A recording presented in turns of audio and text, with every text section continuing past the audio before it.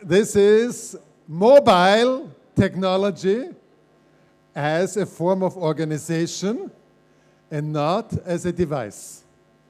So you can sit here, and you can sit here, and you can sit here. You can dance, depending on what you have to say and what you have to tell. And as long as what you have to tell is of interest and relevance to the conversation, you can stay on the chair.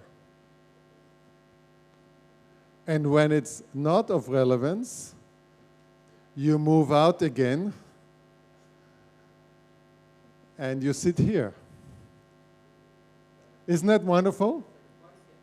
It's not a party game, it's an intellectual, interactive conversation, my dear. And that is what technology should enable us. If technology would be seamless, as it is becoming more and more, this kind of moving in and out of things becomes habitual. Because we are not always in the center of what we are actually interested in. And sometimes we want to just be on the periphery and look on, look in, observe, and draw our conclusions that way. But then there comes the moment when you want to be actually in the center, you want to contribute and intervene. And that's the reason why I'm looking first at the winners of the World Summit Youth Award. And I ask if, is Gloria here? Where's Gloria from the African Queens Project? Gloria, why don't you take a seat here? And is Jeff here? Where's Jeff? I don't see Jeff. Is Anna here, Pantelic? You want to take a seat as well? Is Nicholas Monroe here? Nicholas. And Roberto Rus? Is Roberto here? You want to join here as well? So there are already 4 chairs being taken, and now we need microphones. Do people have microphones, and are you willing to bring them here, or do you want me to go and get them?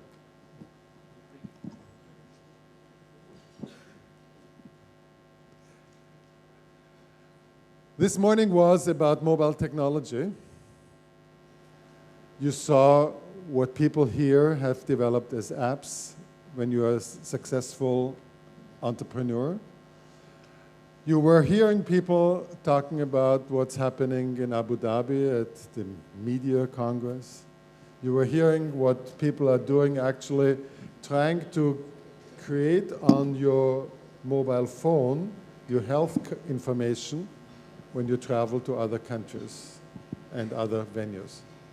Just give us your reaction to this morning in terms of how it has inspired your work, where you're using the ICTs and the mobile technology specifically for issues which concern your community, very much local, using a global technology, mobile, for local. You want to start, Anna? Sure. So, actually, I just have a general comment. I feel that I really enjoyed this past session because I think it's focusing on education and thinking about things that are actually useful to us. And oftentimes in this sector, what we're developing is things like Angry Birds, and that's great. But Angry Birds is a way to pass time, and what exactly is the value that we're getting from it?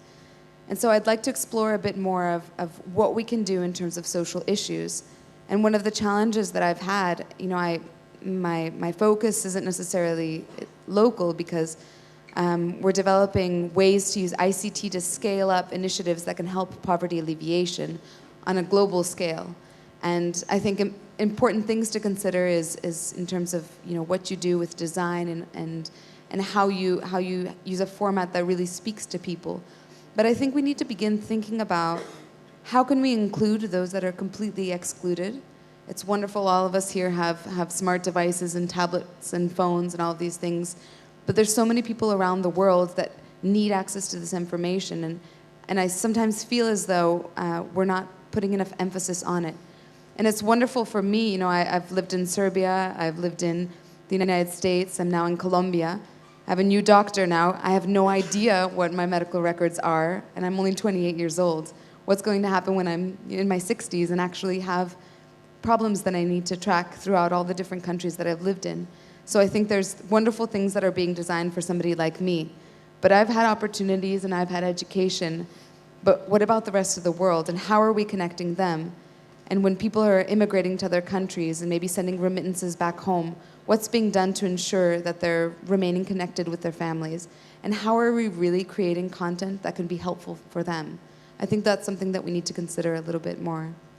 Okay, this is almost a waterfall of issues. Let's pick them a little bit apart, and so that we are not getting, let's say, submerged. Maybe just to touch on what she said, I come from Africa, mainly Tanzania, great place, y'all should visit.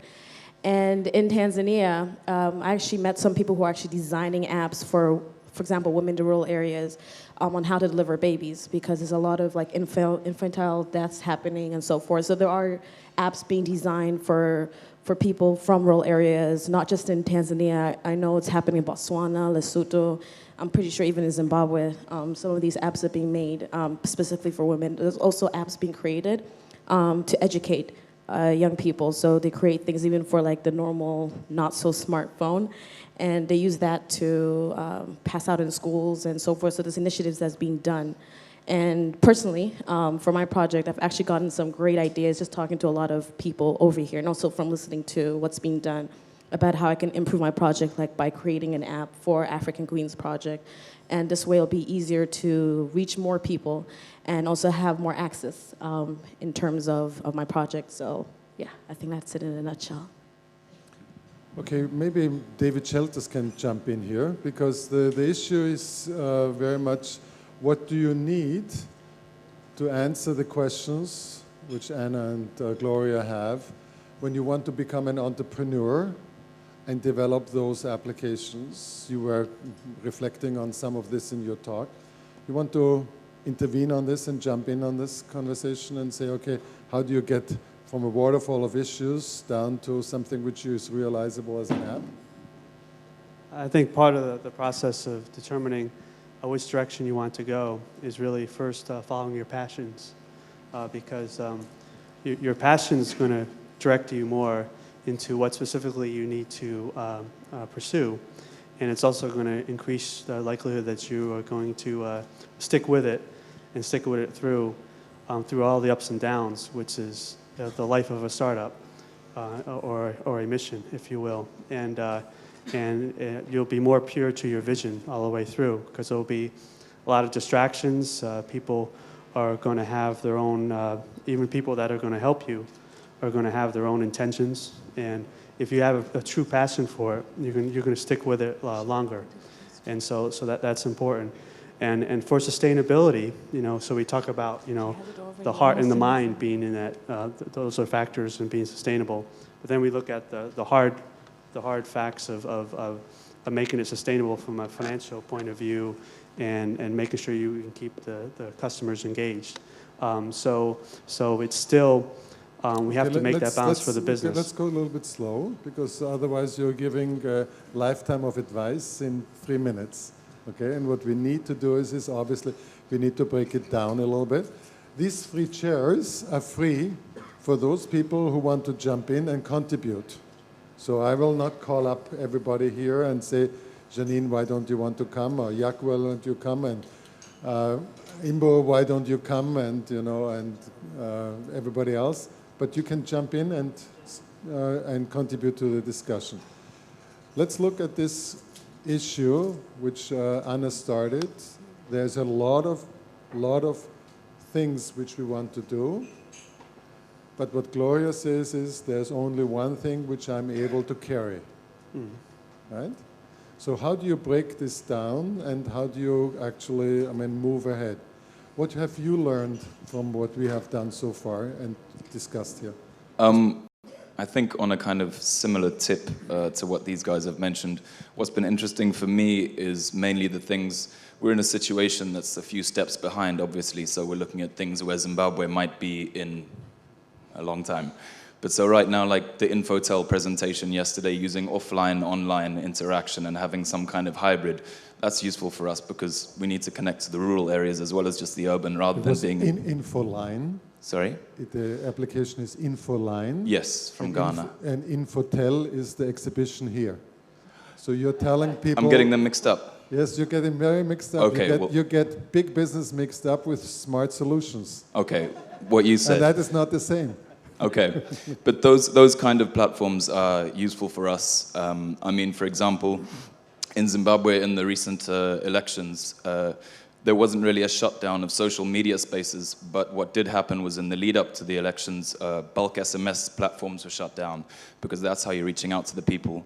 So it's interesting to see, we're going to have a long bridge between now and when we become as advanced as other places, so what we can fill in that bridge using, dumb and smartphones. I will do something which I promised I won't do. Just leave the microphone, Charlotte, leave the microphones with people, please. And I ask Osama Mansa to come in here because he is the director of Digital Empowerment Foundation.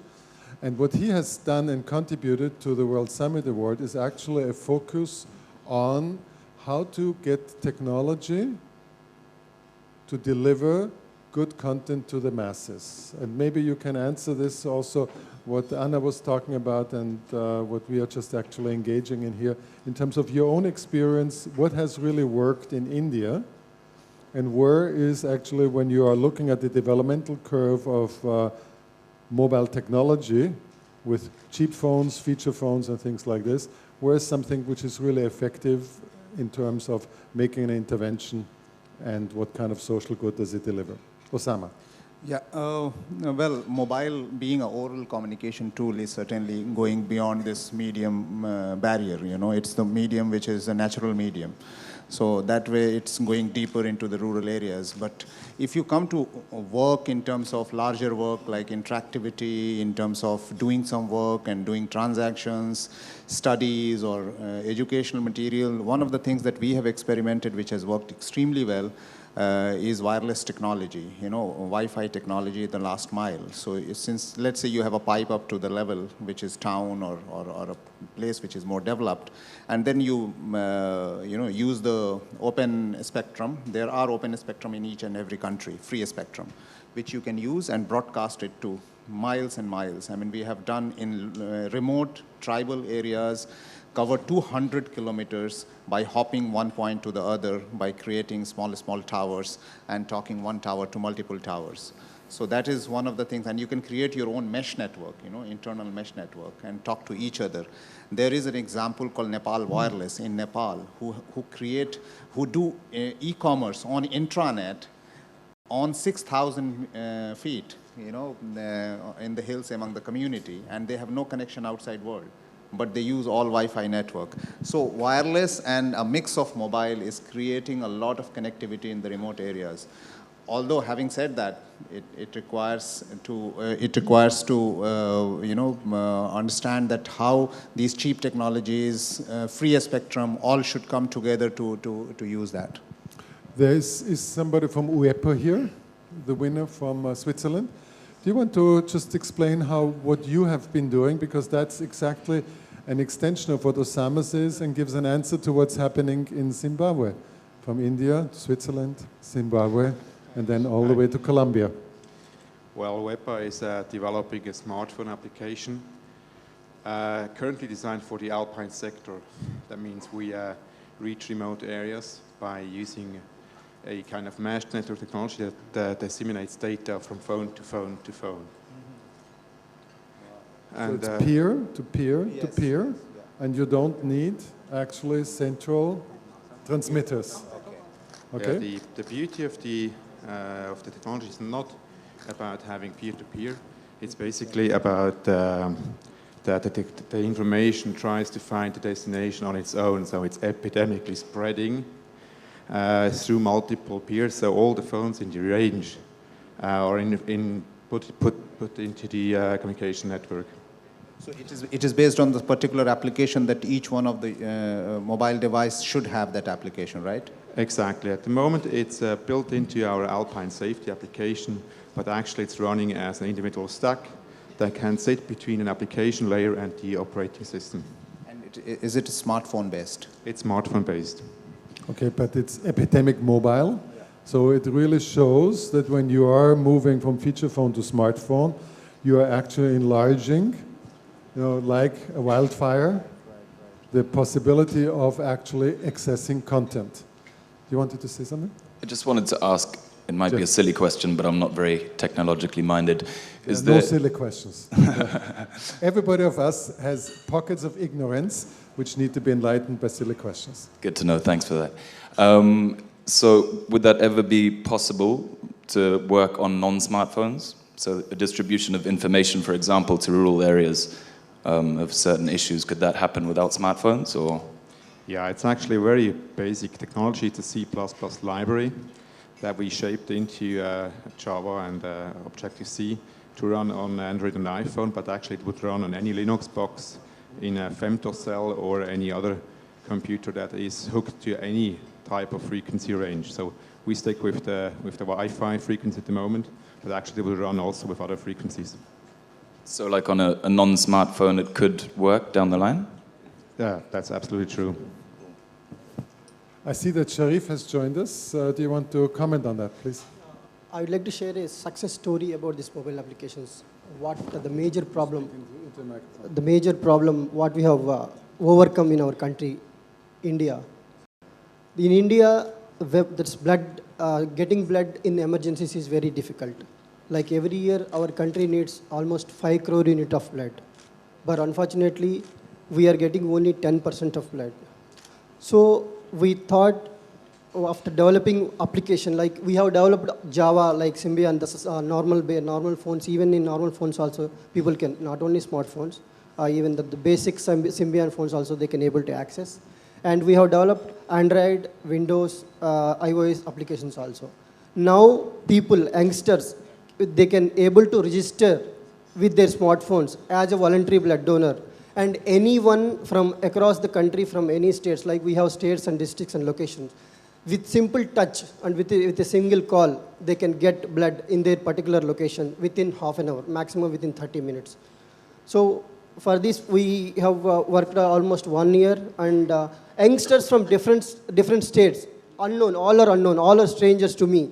They come forward after knowing about this cause. They come forward from one from north, one from south, one from middle of our country, because we have almost 110 crores population. In 110 crores population, people come forward, different people come forward from different communities, different states, different places, religions.